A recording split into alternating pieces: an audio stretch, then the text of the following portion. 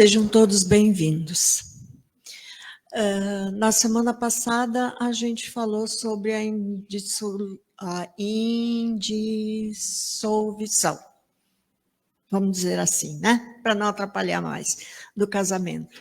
Hoje nós vamos falar sobre a estranha moral. A estranha moral. E é estranho a gente falar sobre isso, né? Estranha moral. Mas esse capítulo, ele é um pouquinho maior que aquele da semana passada e ele tem 4 subtítulos. O primeiro é quem não odiar seu pai e sua mãe. O segundo é abandonar pai, mãe e filhos. O terceiro é deixem os mortos enterrarem seus mortos. E o quarto fala não vim trazer a paz, mas a divisão. E daí, quando a gente fala em estranha moral e lê esses 4 subtítulos, a gente vai pensar, sim, que é uma estranha moral mesmo, essa que esse capítulo nos apresenta. Mas a gente não pode esquecer que tem algumas coisas que são muito significativas. Primeiro, na época em que Jesus esteve entre nós, ele não escreveu nada. Ninguém escreveu nada dos ensinamentos dele enquanto ele esteve aqui. As coisas que foram escritas só foram escritas depois da sua morte. E todas as coisas que foram escritas, elas foram escritas manualmente. E a gente sabe que às vezes tem uns bilhetes umas letras que a gente não consegue entender, né? É uma dificuldade a gente entender alguns rabiscos que andam por aí. E tudo aquilo que foi escrito manual também foi copiado à mão. Então, se a gente não entendeu bem o que estava escrito, talvez a gente também não tenha transcrito à mão da mesma forma. E tem um ditado que diz, né? Quem escreve um conto aumenta um ponto. Então, provavelmente, a história tenha se modificado ao longo do tempo. Ela depois, mais tarde, foi traduzida para o latim e para as línguas modernas. Então, muita coisa aconteceu nesse intermeio e o que é mais importante a gente tem que entender que as palavras tinham significados diferentes. Eram poucas palavras para significar, para dar o sentido a muitas coisas, como, por exemplo, odiar. O que a gente entende hoje por odiar? Naquela época, odiar significava amar menos, gostar menos. Não tinha o mesmo sentido que a gente hoje impõe a essa palavra, né? Então, já é uma coisa diferente. Porque, olha, vocês acham que Jesus ia dizer odiai seus pais? Ou odiai a seus pais? Será que isso seria um ensinamento de Jesus? Não. Né? Então, o significado da palavra é outro. Odiar os pais, e daí lá no Evangelho a gente encontra uma frase que diz assim: se alguém vem a mim e não odeia a seu pai e a sua mãe, é sinal que não pode seguir Jesus. Está no Evangelho isso. Está no Novo Testamento isso. Mas a palavra odiar significava amar menos. E abandonar pai, mãe e irmãos não era rejeitar a família. Não tinha esse sentido. Mas abandonar pai, mãe e filhos tinha um sentido diferente, que era olhar a vida de uma forma diferente, olhar para frente, os interesses de uma vida futura. O que é que nós temos para o nosso futuro? né? Então, por exemplo, abandonar a família pode ser um momento em que alguém vai servir a pátria,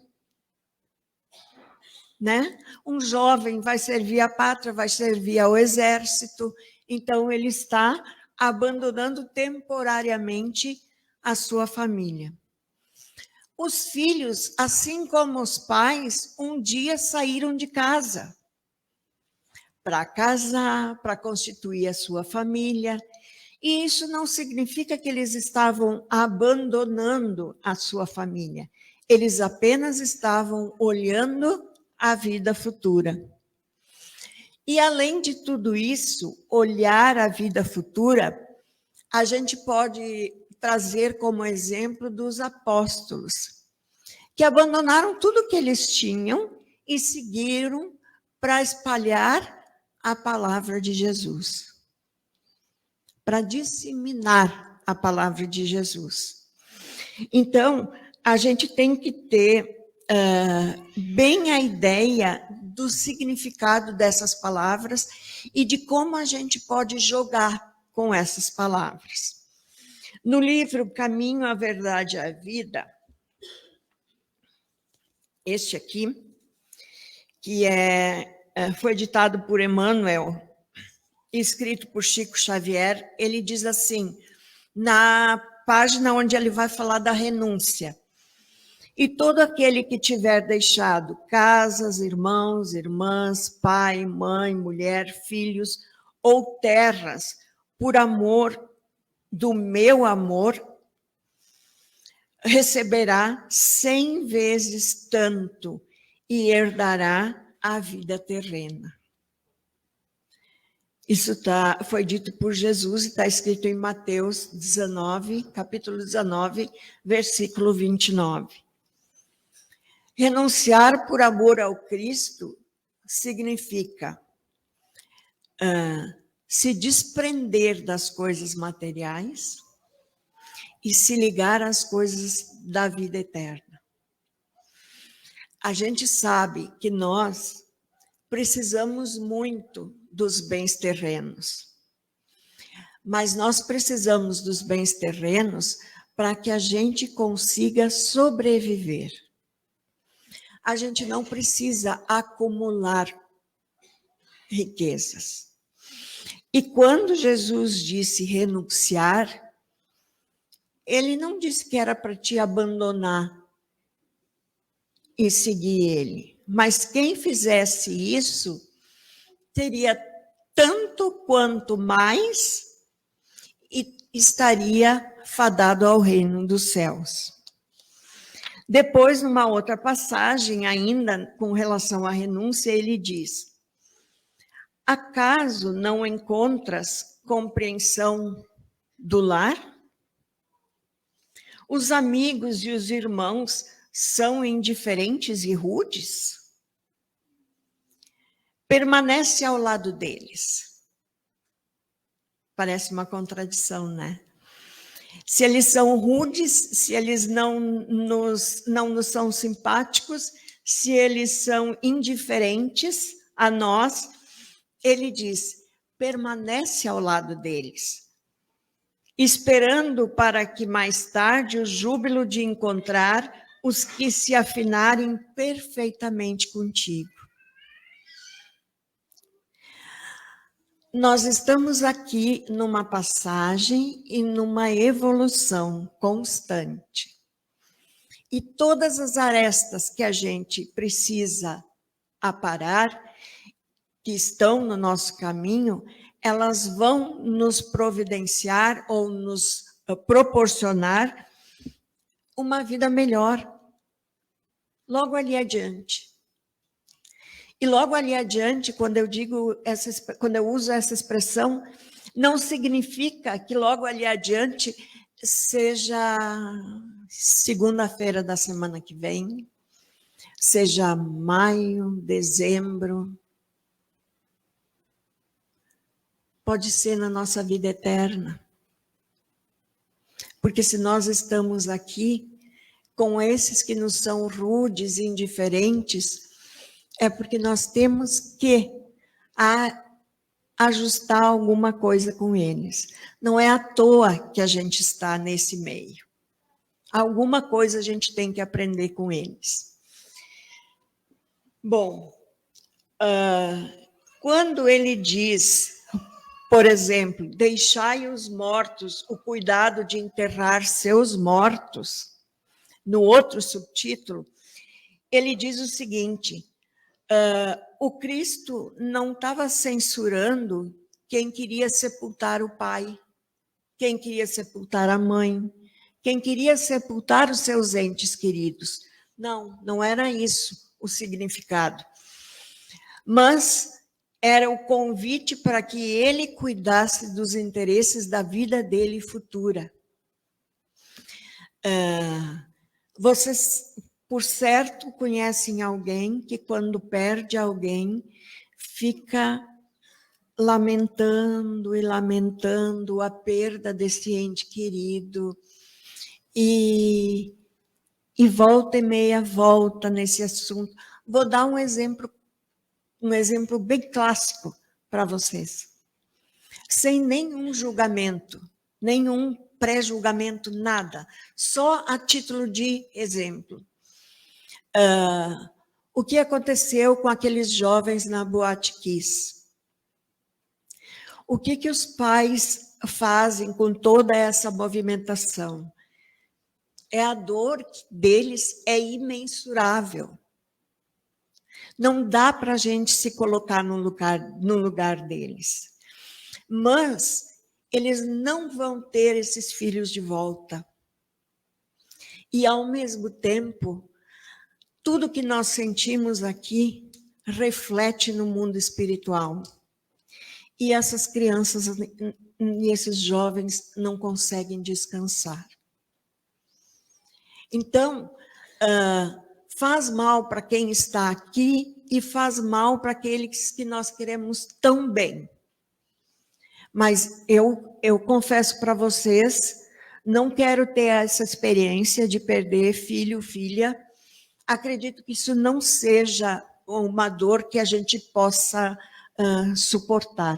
É de rasgar o peito, eu imagino. Mas, ao mesmo tempo, a gente tem que olhar a vida futura, aquilo que vem pela frente. Porque eles têm também o tempo deles se desenvolverem lá na erraticidade, no plano espiritual. E nós temos que dar condições para que isso aconteça. Então, quando Jesus diz, deixai aos mortos sepultar os seus, cuidar dos mortos, ele não está criticando ninguém que chora por um ente querido. Não. Ele só está querendo dizer que nós temos que seguir a nossa vida em frente. Não me perguntem como essas famílias vão fazer, porque eu também não sei dizer. Não saberia responder. Mas é só a título de exemplo, para a gente ter uma ideia de como as coisas acontecem. No livro Fonte e Vida, que também é escrito por Chico Xavier e foi ditado pelo espírito de Emmanuel, hoje eu vim cheia das literaturas, diz assim, sai cada dia,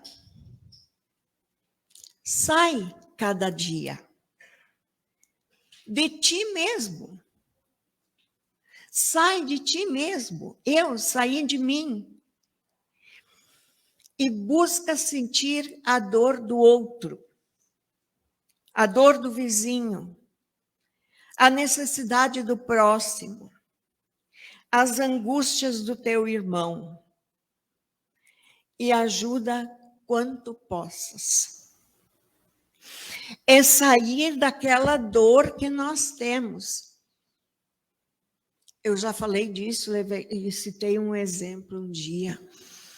Eu posso ter uma unha encravada e alguém do meu lado estar com um tumor maligno. A minha unha... gente, eu não sou tão maldosa assim, tá? Mas a minha dor da unha encravada vai ser mais forte e mais importante do que a dor que o outro está sentindo. A dor da gente sempre é maior. A dor que a gente sente é sempre maior. E daí, às vezes, a gente chega e diz assim, ai, hoje eu estou com uma dor de cabeça. E daí vem o Lili e diz assim, ai, estou com uma dor nas costas também. Mas eu estou há 2 dias já com essa dor. Porque a dor dele é a dor dele. E a minha é a minha. Ele não consegue sentir a minha. Mas ele sente a dele. E a gente tem que poder olhar para esses nossos irmãos e sentir a dor deles, e acolher eles, e ajudar quanto a gente pode. Bom, seguindo. Por último, quando Jesus diz, o último item diz assim, e por último, quando diz, não vim trazer a paz. Bah! Se Jesus não veio para trazer a paz, quem veio para trazer a paz para a gente, né? Não significa que o Cristo veio trazer desordem e confusão, não. Mas o mal viria dos homens. As más interpretações, os significados errados, parte de nós. Esse manual, ele está cheio de coisas boas. Mas nós, no nosso dia a dia, fazemos diferente. Nós temos dentro de nós vivemos num mundo dual, onde existe o bem e o mal. E cabe a cada um de nós decidir qual é o lado que nós queremos alimentar. Se é o lado do bem ou se é o lado do mal. E aí, de novo, no livro Caminho, Verdade e Vida, ainda bem que eu já separei as páginas, né? Ele diz assim, Jesus é também chamado Príncipe da Paz. Sim, na verdade, Cristo trouxe ao mundo a espada renovadora da guerra contra o mal. Jesus trouxe a espada renovadora da guerra contra o mal. E daí, meus irmãos, eu quero encerrar lendo uma frase de Allan Kardec, que sempre pertinente os ensinamentos dele nas nossas palestras, nas nossas escutas, nas nossas leituras. E ele fala o seguinte sobre a fé. Porque tudo isso que eu falei tem que estar regado de uma fé. E de uma fé raciocinada. Se eu digo para vocês, 3 mais 4 é 7. E eu digo para vocês, 3 mais 4 é 5. Eu causei uma dúvida. Alguém já vai pensar. E é esse tipo de fé que nós temos que ter. A fé raciocinada, não a fé cega. Então, Allan Kardec diz o seguinte sobre a fé. Fé inabalável só o é a que pode encarar frente a frente a razão em todas as épocas da humanidade. A fé é aquela que pode encarar frente a frente a razão em qualquer época da humanidade. Que Deus, nosso Senhor, nos abençoe e que assim seja.